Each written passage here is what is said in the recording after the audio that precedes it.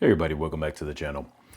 And today I just wanted to jump into the topic of this is kind of a little bit old now. It started maybe about a week and a half, 2 weeks ago actually, but where they got into the whole discussion about Hot 97 and the whole crew, Ebro, Rosenberg, Laura Stiles losing their job. Now, obviously, this is something that's already been out for a little minute now. So I'm coming from a perspective of just, in general, people perfecting their craft and kind of being on their game and just being aware of the times and kind of where everything's floating right now.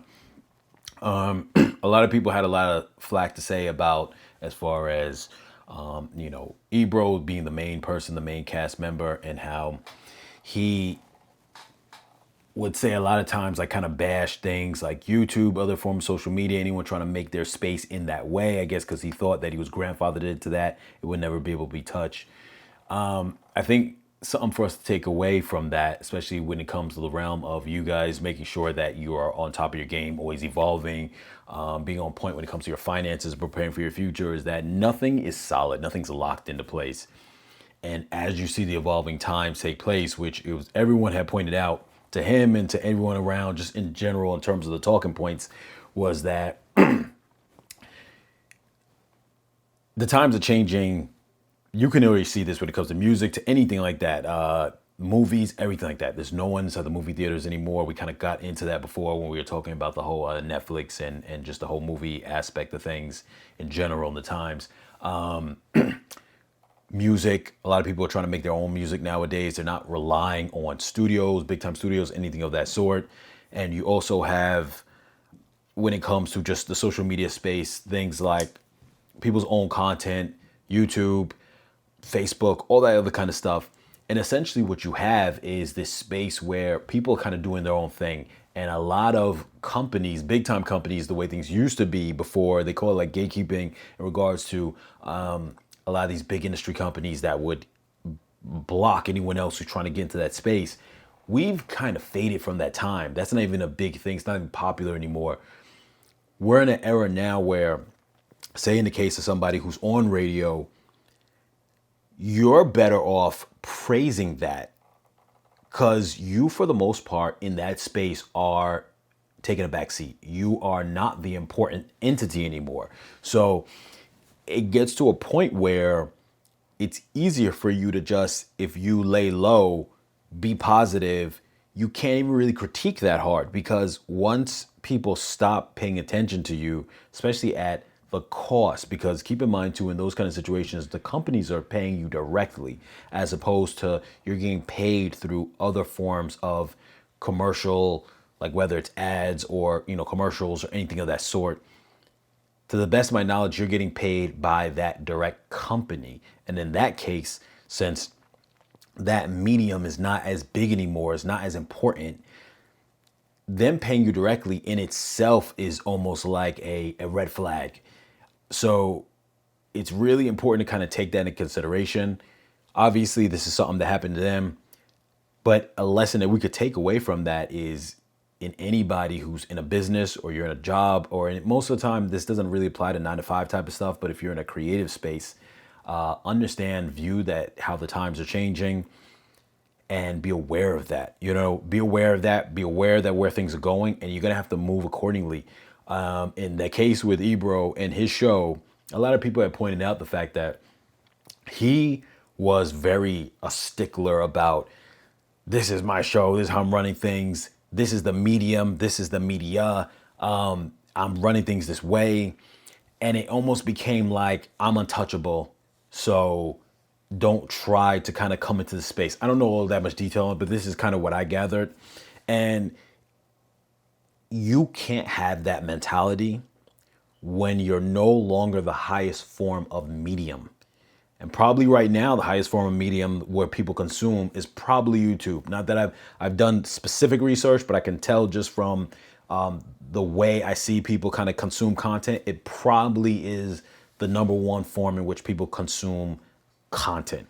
And so they said that Ebro used to bash people who are on social media and this and that. When you're no longer the top of the medium, your medium is not the top platform of the medium, you can't roll like that, especially when you're getting a salary or whatever your payment is from, whether it's hourly or salary, whatever the case is, from a company.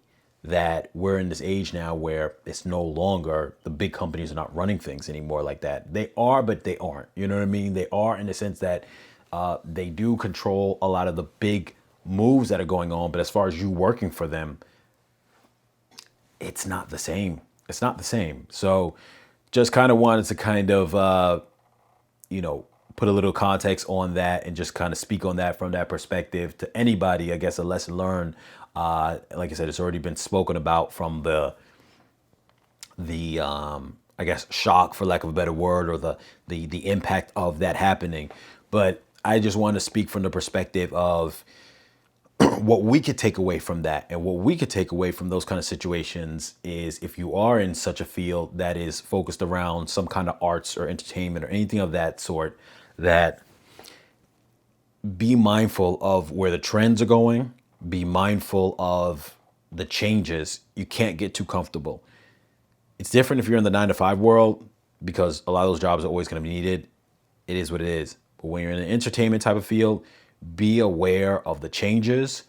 You got to move before the changes. You can't move after the fact of the changes. So they ended up trying to get a YouTube channel after the fact, and now they're trying to tell people, oh, join, subscribe, this and that.